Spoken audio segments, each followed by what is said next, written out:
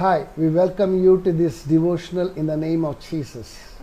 इस डिवोशनल में आपका स्वागत है यीशु के नाम से। The Lord is inspiring us to speak from the storms in the book of Bible.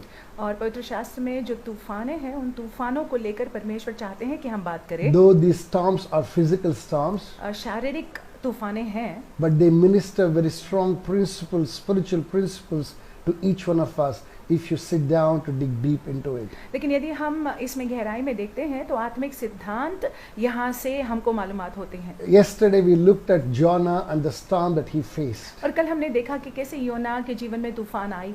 How important it is for us to be obedient to God and His call over our life. और कैसे जरूरी है कि हम परमेश्वर का आज्ञा पालन करें और उनकी बुलाहट के प्रति हम खड़े रहे। Today again we are going to look at very popular place in the Bible. आज भी हम पवित्र शास्त्र में जाने माने जगह को देखने वाले हैं। I'm sure that you must have heard many messages from this place. और यहाँ से भी आपने बहुत सारे संदेशों को सुना होगा। But I believe that the Lord will speak to us in a fresh manner in the name of Jesus Christ. लेकिन हम विश्वास रखते हैं कि ताजगी से प्रभु हमसे बात करेंगे यीशु के नाम से। If you are with your Bible, open with me to Mark chapter 4 verse 40. और पवित्र शास्त्र में देखेंगे मार्कुस की किताब 4 अध्याय और 40वां वाक्य। It says here in the New King James Version. और इंग्लिश में, अंग्रेजी में न्यू किंग जेम्स वर्जन में ऐसा लिखा हुआ है। But he said to them, why are you so fearful? How is it that you have no faith? उनसे कहा, तुम क्यों डरते हो? क्या तुम्हें अब तक विश्वास नहीं? If you check this place very clearly, अगर आप यहाँ पे देखते हैं, the Mark's Gospel, यहाँ पे अगर आप देखते हैं, in the chapter 3 that we can see that how Jesus was garrowed with a multitude of people. और मार्कुस के 3 अध्याय में हम देखते हैं कि कैसे यीशु के इर्द गिर्द जो है बहुतायत की संख्या में लोग थे। There are great crowds, multitudes came to meet him and see all that he was doing. और वहाँ पे भीड़ आती थी वो सारी चीजों को देखने के लिए जो यीशु कर रहे थे। He was healing, he was delivering, he was teaching very strongly. और मसीह जो है वहाँ पे चंगाई कर रहे थे, छुटकारा दे रहे थे और वहाँ पे ठोस रूप से सिखा भी रहे थे। Chapter 3 verse 7 downwards we can see that how Jesus requested for a small boat because when the crowds increase it's quite possible they may crush him so that he may get into the boat and he can take off from there.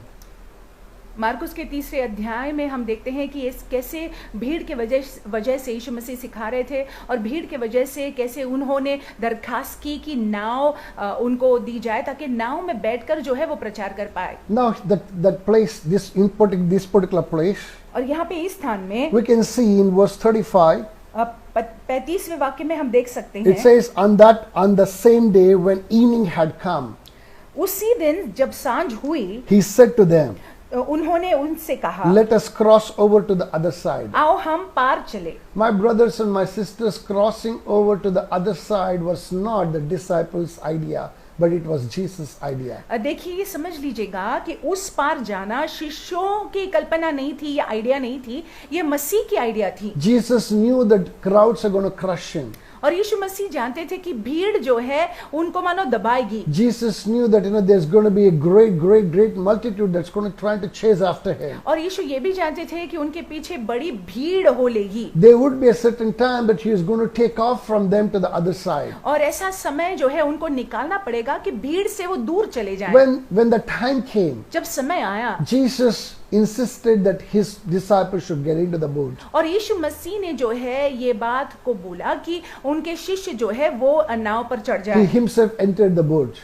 वे खुद जो है नाव में चढ़ And they गए began a journey into the sea और समुद्र में यात्रा to करने get लगे into the other side. ताकि वो उस पार चले जाएं। So when they were in the middle of the sea, जब समुद्र के बीचों बीच वो थे, Jesus, after teaching for such great crowds, और इस बड़ी भीड़ को सिखाने के बाद, performing miracles and delivering people from every demon possessions, आश्चर्यजनक कामों को करने के बाद, लोगों को दुष्ट आत्माओं से छुटकारा देने के बाद, fell off to sleep in the stern.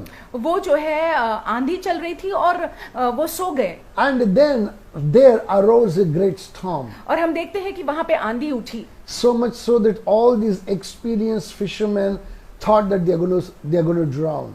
इतना ज्यादा कि ये निपुण मछुआरों ने सोचा कि ये सारे जो है डूब जाने वाले The हैं। word of God says that the water was gushing in, और पवित्र शास्त्र में लिखा हुआ है कि पानी जो है नाव के अंदर आ रहा and they did था not know how to handle the situation. और उनको पता नहीं चल रहा था कि इस स्थिति को कैसे हैंडल किया Then they जाए। finally ran to Jesus. फिर अंत में वो यीशु के पास आते They, हैं they woke him up और उनको उठाते हैं and they said, और कहते हैं, Master, we hey are Guru, perishing.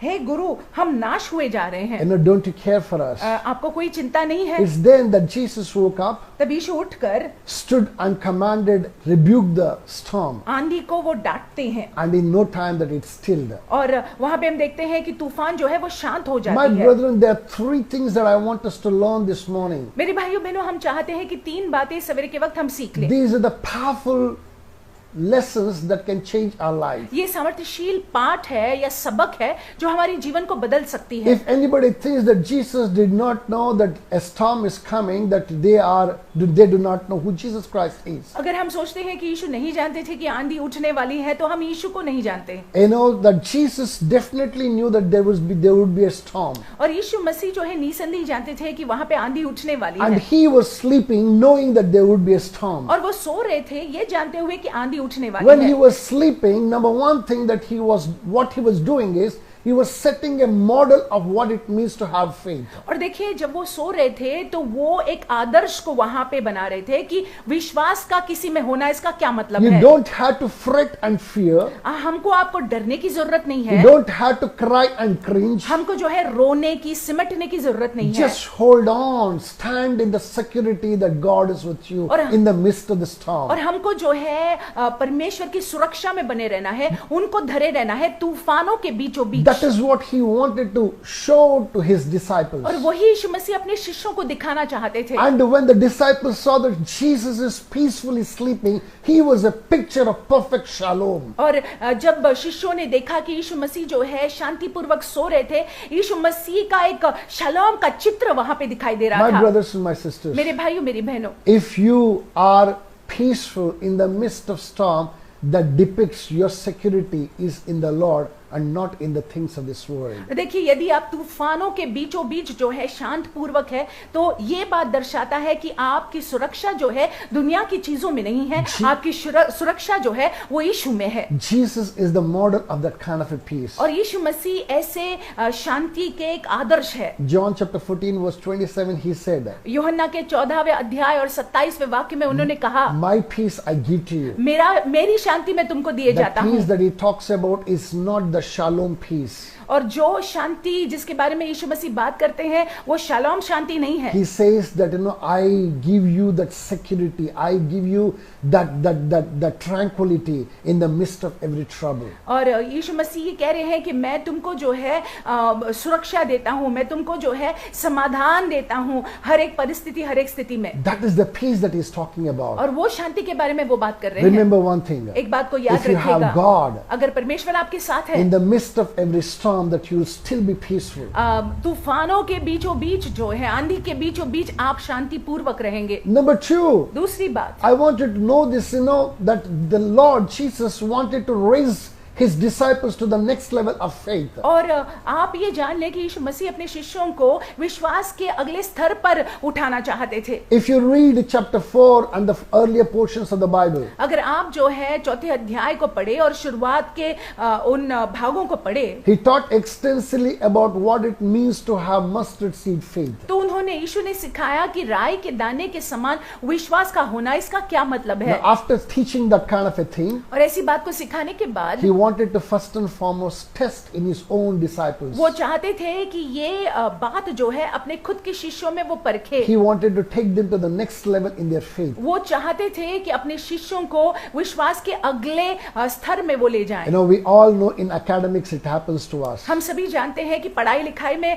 अक्सर हमारे साथ ऐसा होता We है। study one entire year in a certain class, हम पूरे साल जो है एक कक्षा में पढ़ते हैं and after the entire year of study, और पूरे साल पढ़ने के बाद we face the examination. हम जो है परीक्षा का सामना करते And हैं when we are asked questions that we need to answer that और with those questions. हमको जो है प्रश्न पूछे जाते हैं और हमको उत्तर देना पड़ता है। When we do well, we will be promoted to the next level. जब हम अच्छा करते हैं तो हम अगले कक्षा में चले जाते हैं। Jesus was taking a quick test of his disciples' faith. और यहाँ पे यीशु मसीह जो है अपने शिष्यों का मानो परीक्षा ले रहे थे। He was very annoyed with them because each of them failed miserably in the test. वो उनको लेकर थोड़ा सा गुस्सा भी हो गए थे क्योंकि उन्होंने उनके शिष्यों ने जो है इस परीक्षा में अच्छा नहीं किया। My brothers and my sisters, मेरे भाइयों मेरी बहनों, if Jesus comes to take your test, अगर यीशु मसीह आपकी परीक्षा लेने if आते हैं, Jesus comes to take our test, अगर यीशु मसीह हमारी परीक्षा लेने where do we आते हैं, stand today? तो हम कहाँ पे खड़े हैं? I ask you, where do we stand मैं आपसे today? प्रश्न पूछता हूँ कि हम कहाँ पे खड़े Will we हैं? come out with flying colors? क्या हम सफल होकर बाहर निकलेंगे Or we fail like the disciples did? या फिर शिष्यों की तरह हम असफल हो जाएंगे? Number 3, very important thing. तीसरी महत्वपूर्ण बात, Jesus wanted his disciples to know the other side of who Jesus Christ was. यीशु मसीह जानते थे कि उनके शिष्य जो है पहचान ले कि यीशु मसीह जो है हकीकत में क्या है। You know that he wanted to manifest his fullness in having control over the storms and the seas and the winds. और वो अपने आप को दर्शाना चाहते थे कि वो ऐसे स्वामी है जिनका नियंत्रण आंधी पर है, तूफानों पर है। You know, he wanted to teach them, wanted to manifest himself to be somebody who never thought that he is. और वो अपने आप को इस प्रकार से दर्शाना चाहते थे जो शिष्य लोग सोच भी नहीं सकते थे। It's an introduction to every disciple a new Jesus. और ये हर एक शिष्य के लिए जो है यीशु मसीह का नया परिचय था। What made the disciple to marvel and say, even the seas and the winds listen to him?